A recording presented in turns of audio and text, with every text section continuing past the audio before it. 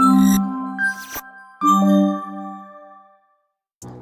everyone, welcome back to my channel. In today's video, I will show you how to data transfer on eFootball. So let's get started.